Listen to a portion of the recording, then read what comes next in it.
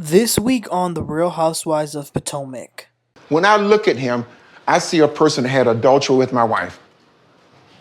I also see a person who's trying to separate my family. No, that's what cap. I see when I look That's at him. Cap. I can't That's not what separate. Yo, what is up, everybody? Welcome back. Today we're going to be talking about the new episode of The Real Housewives of Potomac, Season 9, Episode 7. Let's get right into this episode.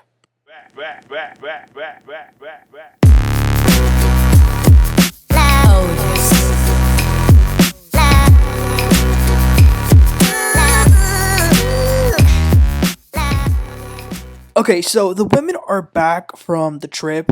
We see Stacy first. So, because her and her husband have not finalized their divorce, they're sharing homes together. So, she has a nice apartment in DC that she's calling it her crash pad, where she can spend time alone, some alone time, or spend it with TJ as she's doing in this particular scene.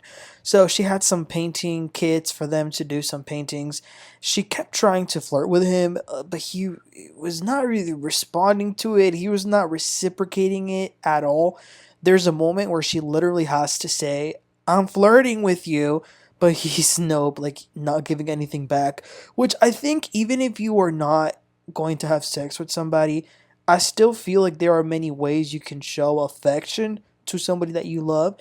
The only benefit of the doubt that I could think of to give him is that maybe he feels uncomfortable with the fact that she is technically married. That's the only explainable thing that comes to mind, other than, him not being into her. They ended up painting one another, and she then tells him that at the girls' trip, a lot of the women were they were making fun of her for the fact that she's not having sex with him. And he says, you know what? They might think that they're making fun of us. They're not. They're making fun of God. And I think that's a valid point. But he will be meeting them at an event later. Then we see Gizelle and Karen go over to Ashley's house. Ashley says that her mom has been going through some health issues, so she will need to be a little bit more assistant to her.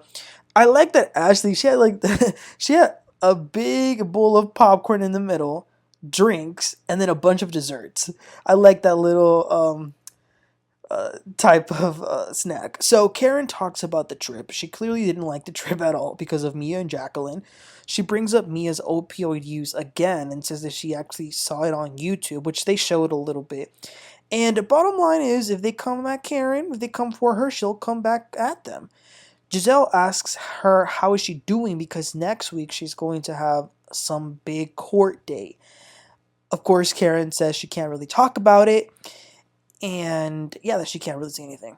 Ashley says, well, listen, we all do care about your well-being, and Gizelle says, yes, we are here for you.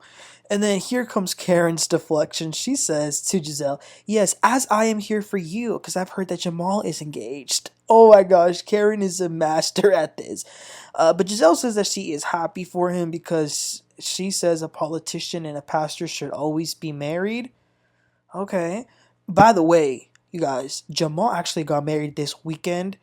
Did y'all see the pictures? Man, the people were calling out their tacky outfits. I can't. Okay, so moving right along, Wendy, Eddie, the kids, and Wendy's mom, Susan, go to a restaurant. Her kids just finished the school year. And Wendy talks about her big birthday party that she's going to have for her 40th. And they talk about the expenses. Eddie kind of briefly said that. And Susan starts asking why she didn't get her allowance. So Wendy had to send her a $500 online transaction. Then Wendy talks about Eddie's family members going to the party, and Susan starts to trash talk them. Listen, I've told y'all, I've always thought Wendy's mom had a lot to do with the rift with Eddie's family. I think. Obviously, I don't know for sure anything, but that's what I think. And I definitely believe NECA, by the way. But anyway, then another mom scene. This one is with Miss Sheila. She goes to Ashley's house. Ashley's kids are now at the age where they're just running and just being kids. Ashley tells her mom that she spoke to her attorney and that she could start signing the paperwork in about a month. And they're like, oh my gosh, that's so soon. But I was like, is it really though? I mean, how long has she been separated? 3 years now? I thought it was nice that Ashley tells her mom how much she appreciates her. Then they talk about this boyfriend Miss Sheila's got. She says that he has started to provide just a little bit, but not really. Like, she still has a full-time job. And Ashley worries that she is getting older, her mom that is, and she's not gonna be able to work forever. So I wonder why Miss Sheila's still with this guy. I mean, she must really like him because this guy, it sounds like he's been a problem for a while. And when Ashley was with Michael, at least they were able to provide for Miss Sheila, but we'll see what happens with that. So the next day, it's the day of Jazzy's event that she's throwing for her man. She looked great. Everyone looked great, actually. Mia came in with her man, Ink. Listen, I love his confidence because I know they make fun of his height because he's like a foot shorter than Mia, but he owns it, so I gotta give it to him. He don't care. He's walking confidently with his woman by his side. Gizelle knows himself right away, starts questioning him. All the women who have a man brought them, except Karen. She didn't bring Ray, but all the other women brought their man. So all of them were kind of meeting the cast for the first time. Kriana's man is also on the shorter side, not shorter than Kriana, but short. Also, I heard Jazzy throw shade in her confessional. She said, "Oh, so many shorties," or "I didn't expect them to be that short," something to that effect. Jazzy, I'm gonna need you to figure out your relationship timeline before you go around height shaming, okay? Also, Kriana lets Mia know that her boyfriend is not a drug dealer, which clearly Mia meant Kriana's ex. But Mia apologizes so that there's no confusion since Kriana's current boyfriend, he has a a legal profession, like something that is normal. He's a social worker, so she does obviously they don't want any implications of the ex being him, so Mia clarifies that and apologizes.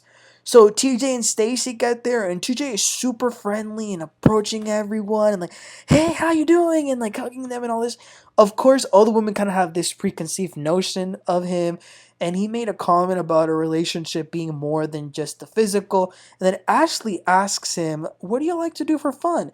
And this man says, "Well, yesterday we went to the zoo." And Ashley in her head is thinking like, "Stacy, run." Jazzy's boyfriend eventually gets there, Darius. The team actually had just gone to the White House, so he was excited about that. And Wendy asked him about it, and he was telling them about that experience. And Jazzy gives a little cheers, and yeah, it was really nice.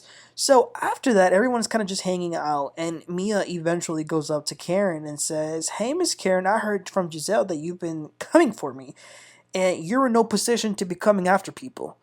Which, I mean, listen, Mia, it's true. So, but yes, Gizelle did tell Mia that Karen said that about the opioid thing, and Mia clarifies that she actually overdosed before she started owning the joint locations and all that. She was going through a tough time, and she didn't go to rehab willingly. It was due because of that overdose.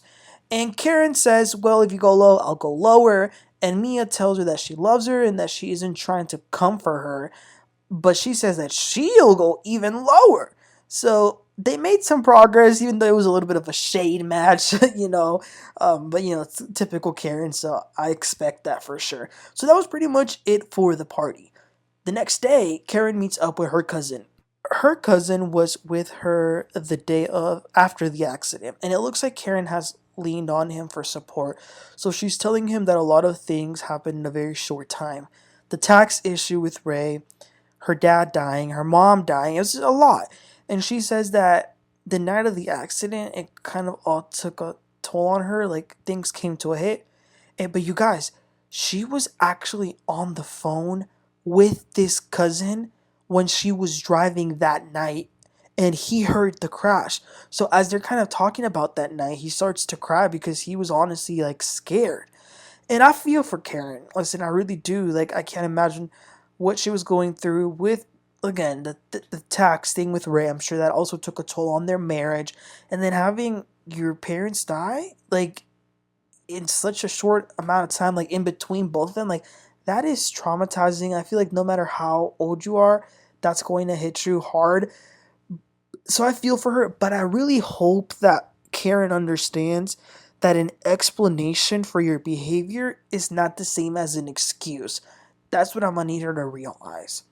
Alright, next up, and the final scene of the episode is Mia and Ink. Looks like the kids really like Ink. Then Gordon comes over. The kids go to their rooms, and now it's just the three adults. And they start to break the fourth wall. Gordon says that he refuses to film with Ink if the kids are around. Mia says, well, we need to work things out. Gordon says, I'm not going to do anything to help promote y'all's relationship. F that, I'm not okay with it. And Mia says, yeah, but there's kids involved, and Ink is involved in co-parenting, so, like, you need to know what type of man he is. And Gordon says, well, I already know what type of man he is. He's the type of man who had an affair with my wife, with a married woman.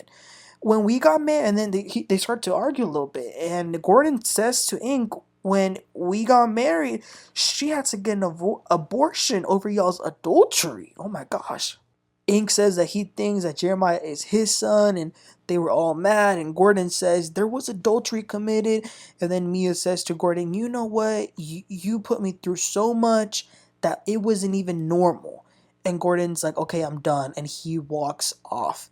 All he had to do was just go down the hallway because they live in the same apartment complex. But it was intense. And when he leaves, Mia and Ink talk, and Mia says that she doesn't want the kids to be around Gordon's bad behavior. And she says that currently the kids just think that Ink is like a friend of hers. That's why they need to talk things to figure out how to co-parent. And that was pretty much the end of the episode. Listen, you guys, with this situation, first of all, Mia has her boyfriend, her ex-husband, and her current girlfriend, Jacqueline. So, damn, Mia. But I'm going to be totally honest with you. When it comes to this situation, I have a really hard time feeling bad for any one of them. I'm going to be honest. I don't feel bad for Gordon because of how we know he got with Mia. And I just don't. I'm sorry. I don't feel bad for Mia because she was a willing participant. I don't feel bad for Ink. He was a willing participant. So to me, they all kind of have a little bit of blame for this situation. And I'm just like, when you are putting so much chaos, what do you expect that's going to happen? You know what I'm saying? So that was pretty much it. That was really interesting. But y'all, let me know what you thought about this entire episode. Let me know all your thoughts. And please don't forget to like and subscribe. And I'll catch y'all next time. Y'all have a great one.